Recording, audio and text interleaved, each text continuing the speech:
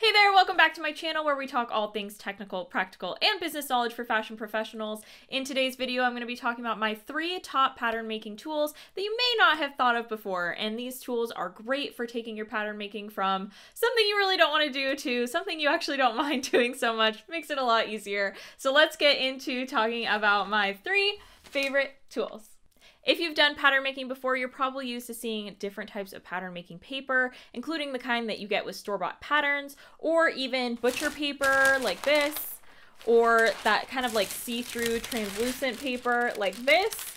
But I'm here to tell you that there's an even better option for pattern making paper, and that is this gridded marked paper. And it's wonderful for pattern making because it not only has the different points marked by different letters and numbers, so you could line up the points of your pattern to kind of like match up with those points depending on what you're doing. But my favorite part about it is that each of these little grids is 1 inch by 1 inch, and that just makes it just a little bit easier as you're doing pattern making. If you've done pattern making before, you know there's a lot of like picking up your ruler and putting your ruler down.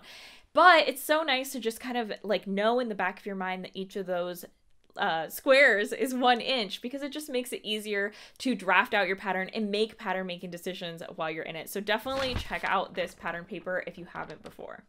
You probably are used to using just a regular ruler in your pattern making, and this is great, it totally works. But what I have found during my course of pattern making is that using a quilting ruler is so much easier because it's see-through, and you can easily add seam allowance or move lines in parallel with other lines simply by using this ruler instead of having to kind of guesstimate or take extra steps. This makes it a lot easier. It's marked with 1/8 and 16ths, and this specific one goes all the way up to 18 inches. This is my ride or die ruler. I don't even use regular rulers really anymore because this one just makes it so easy to move lines around, and it makes pattern making that much faster.